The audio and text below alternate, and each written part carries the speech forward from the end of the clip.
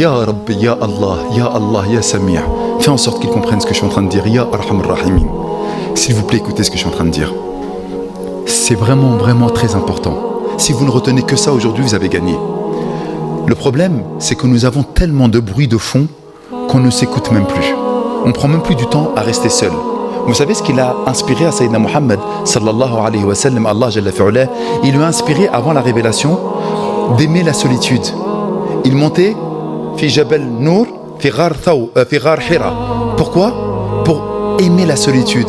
Pourquoi la solitude c'est important les gars? Parce que ça nous permet de nous écouter. Moi je suis en train de dire, de 0 à 10 ans, c'est passé super vite.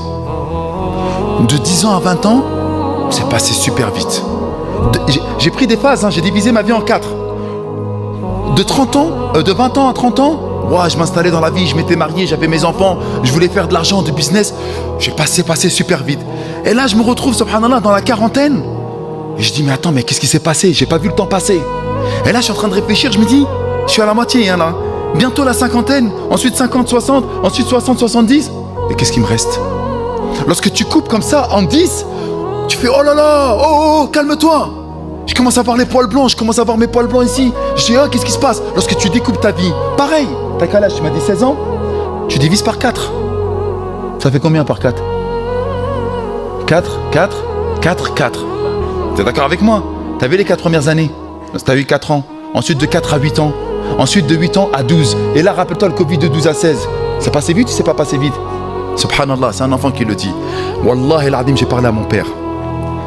J'étais avec lui en Tunisie. Hafidahullah ta'ala. Et lorsque je parle, j'ai mal au cœur parce que je sais que voilà, ça il va partir comme nous tous nous allons partir.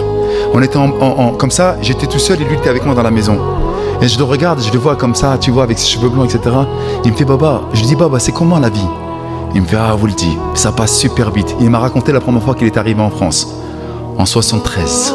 Parce qu'il avait les valises en carton là, c'était dur, c'était des valises, c'était des malles. Il a dit, j'ai marché de Gare de Lyon jusqu'à le quartier Belleville-Couronne là-bas, avec la valise, il regardait. Et je le voyais dans son regard. Ah mon Dieu. Et si vous voyez, et le regard, il a dit, waouh, ça c'est passé trop vite. Pourquoi c'est important ce que je suis en train de vous dire? Parce que lorsque vous êtes toujours dans les bruits de fond, vous n'arrivez même plus à rester silencieux. Il faut toujours qu'il y ait le téléphone, il faut toujours scroller. Même lorsqu'on est dans un restaurant, il y a toujours, subhanallah, ces chaînes d'information continue qui sont là. Il y a toujours un bruit, il faut toujours mettre un podcast, il faut toujours écouter. On n'arrive plus à rester seul, on n'arrive plus à être silencieux. On n'arrive plus à se poser, à se dire, hey, c'est chaud. On n'arrive plus à être silencieux. Et lorsque tu n'es pas silencieux, tu ne vois pas en fait que le temps il passe. Tu ne vois pas que tu es en train de vieillir. Tu ne vois pas que les autres ils sont en train de partir. Tu ne vois pas que tu fais du mal aux autres. Tu ne vois pas toutes ces choses-là. Parce que le silence, ça va te permettre d'écouter quoi? Ton fort intérieur. C'est pour ça qu'Allah Jalla fi'ala, il a inspiré à Sayyidina Muhammad sallallahu alayhi wa sallam de rester tout seul. Et une fois qu'il est bien resté silencieux, il se posait les questions sur l'existence. Il voyait les gens de Mecca en train de tourner autour de la Kaaba. Il voyait les idoles. Il voyait sa vie. Il voyait qu'il était né orphelin. Il faisait le bilan dans sa vie. Et une fois qu'il a eu, masha'Allah, tabarakallah, cette sérénité, cette quiétude, cette tranquillité, ils lui ont envoyé Sayyidina Jibril avec quoi? La révélation. Donc si vous voulez, vous ou les frères que vous voyez dehors, qui font pas et qui viennent pas à la mosquée, ils ne peuvent pas revenir à la mosquée. Parce qu'ils n'écoutent pas. Et c'est quand qu'ils vont écouter? C'est lorsqu'au moment où il y a la mort. Sa mère, elle est morte. Son pote, il s'est fait tirer dessus. D'ailleurs, je suis en train d'écouter ce qui est en train de se passer là, ici, là. Subhanallah. Ça se tire de partout. C'est n'importe quoi ce qui se passe. C'est des musulmans encore. Vous vous rendez compte qu'il va tirer sur une personne, il va mourir. Il va mourir. C'est-à-dire, il avait 16 ans, il aurait pu vivre. Il est mort. Il est mort. Est-ce qu'il va écouter? Il n'entend plus. Par contre, est-ce qu'il y a une personne qui meurt autour de lui?